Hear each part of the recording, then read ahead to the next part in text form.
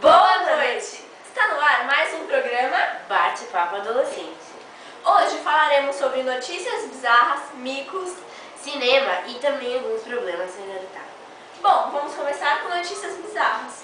É isso aí, e Vitória, hoje eu tenho umas notícias bizarras, muito bizarras mesmo. Eu vou começar com a notícia da Ivone Morris. É uma americana que, quando o ladrão foi tentar roubar o carro do empregado dela, ela fez o famoso cuecão nele e depois deu uma chave de braço até a polícia chegar. Muito bizarro, né? Nossa, muito mesmo. Agora olha essa. Jogador cai morto em campo e leva amarelo por simulação. O zagueiro croata Goran Tunjic, de 32 anos, morreu em campo após sofrer um ataque cardíaco na partida entre Mladoš e Hrvat Sokola. Assim que caiu no gramado, próximo à grande área, o jogador recebeu um cartão e, ao perceber que Tunjic não esboçava reação à punição ou sequer se levantava do gramado, o árbitro, enfim, notou que o zagueiro estava de fato com problemas e chamou o atendimento médico. Ao chegar ao hospital, o jogador já estava morto. Nossa, que bizarro, hein? Gente. É um pouco triste também. Tá, sabe, uma outra notícia foi uma feira de luxo que vendia caixão de ouro equipado com telefone. Pra que o telefone? As pessoas perguntam, né? É porque se caso a pessoa tenha sido enterrada viva, ela pode ligar pros parentes pra falar que tá viva. Imagina como ficariam os parentes. Agora olha essa. Agência de viagens tcheca oferece passeios para bichos de pelúcia. A agência oferece passeios para bichos de pelúcia por 90 euros. A empresa promete tirar fotos dos brinquedos na frente dos principais pontos turísticos de Praga e, em seguida, enviá-las para o proprietário em um CD. O serviço inusitado foi criado depois da crise econômica, ter afetado o turismo da República Tcheca. Nossa, mas é bizarro mesmo, hein? Ô, Vitória, essas notícias de hoje estão... Então, Vi, sabe que outro dia eu tava lá no estúdio, lá dentro, e eu tava acessando o nosso Twitter. E eu vi que as meninas estão começando a mandar umas cartas sobre os micos dela. Achei muito legal. Eu vou ler uma aqui pra você, da Mariana de Araújo, lá do Rio de Janeiro.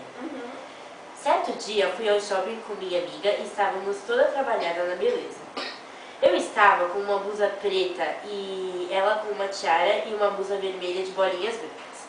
Andávamos e conversávamos, quando de repente ela derrubou refrigerante na minha roupa e dividiu ao banheiro para me limpar. Fiquei na porta esperando a fofa, até que vi e pensei, por que não dar um sustinho nela? Então, escondida, pulei nas costas da minha amiga e fiquei gritando agarrada ao pescoço dela. Quando desci e olhei bem, vi que não era minha amiga, mas sim uma mulher super parecida, que usava a mesma blusinha vermelha de bolinhas. Só que nem deu tempo de explicar, pois a mulher ficou tão assustada que saiu correndo e gritando de medo pelos corredores do shopping. E claro, todas as pessoas por perto ficaram me olhando, julgando por que será que eu tinha feito aquilo. Bem bizarra mesmo, e essa aqui é muito engraçada. Agora olha essa, do João Pedro de São Paulo. Desligado como sempre, após escolher uma lingerie para minha namorada em uma loja de roupas íntimas femininas de shopping, não entendi o que a vendedora falou para mim e fui seguindo-a para os fundos da loja. E de repente me vi dentro dos provadores da loja, onde algumas senhoras e senhoritas animadamente experimentavam seus sutiãs. A gritaria foi geral e o pior de tudo foi que não consegui ver nada interessante. Tamanho foi meu susto. Muito engraçado isso daí. Coitado do cara, um monte de mulheres gritando e o coitado sem saber o que fazer. Bem engraçada mesmo. E por último, tem aqui um outro mico que eu achei que também foi bem legal. O nome do mico é Minando uma Melona. Muito engraçado. E é da Tatiana de Moraes. Ela é lá do São José do Rio Preto. Lembrei-me de outro mico. Logo depois que tive meu primeiro filho, fui a quitanda para fazer compras, mas deixei ele com meu marido em casa. E quem me acompanhou foi minha sogra. A quitanda estava fervendo de gente e não dava nem para se mexer quase. Bom, escolhi umas frutas e por último eu peguei um melão razoavelmente grande. e o segurei com as duas mãos em frente à barriga. Após alguns segundos, comecei a niná-lo, feito uma criança ao colo, por longo tempo, pois aguardava minha sogra fazer as compras dela também. Até que ela indagou: Miriam, o que você está fazendo? Pô, ela não podia ter acordado antes de que todos vissem aquela cena ridícula, mas mesmo assim enrolou só risada.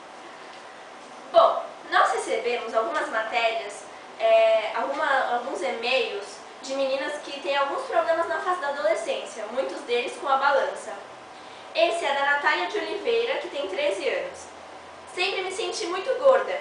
Minha mãe diz que estou ótima do jeito que estou, mas não acredito. Quero perder 5 quilos. A preocupação em estar gorda parece morar na cabeça das adolescentes de hoje em dia. Por isso, vamos te dar uma dica para desencanar essa ideia. Mas será que elas estão gordas mesmo? Normalmente, as meninas que se acham gordas não estão tão acima do peso.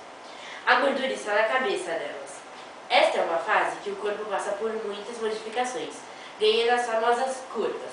E você, é claro, vai estranhar tudo isso. Sem contar que tem um monte de coisa dentro de você. Os hormônios, a menstruação, tudo isso. Parece que não está nada legal. Calma que isso passa. O fato de adolescente pensar que está obesa é uma das formas usadas para analisar a angústia típica dessa fase, explicam os psicanalistas. Você acha que todos os problemas do mundo se resumem ao fato de estar gorda? Nada a ver. Claro que você pode estar acima do peso, mas antes de se meter a fazer a dieta maluca, vá ao médico. É ele quem vai dizer se você precisa mudar a sua alimentação. Em caso positivo, você deve fazer isso.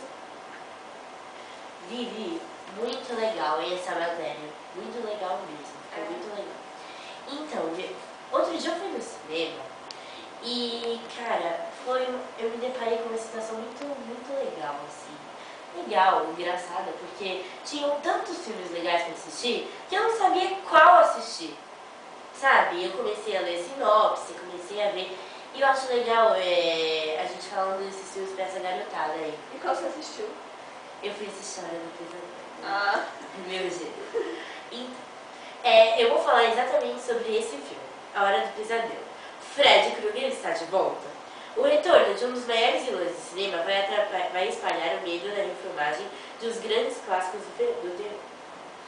A Hora do Pesadelo. Vocês se lembram daquele filme, do Fred, que pegava as criancinhas durante o sono? É esse aí. Pelas mãos do cineasta Samuel Bayer e na interpretação de Jack Earl Haley, essa história vai tirar o sono de muita gente e a classificação é para 16 anos. E o Alice no País das Maravilhas, então? O clássico de Lewis Carey ganhou uma nova versão nas mãos de Tim Burton, aquele que fez a nova cadáver. Cineasta conhecido pelo estilo sombrio de seus trabalhos. No elenco, um time de estrelas empresta o seu talento para os fantásticos personagens dessa história. Classificação 10 anos. E você lembra do Homem de Ferro?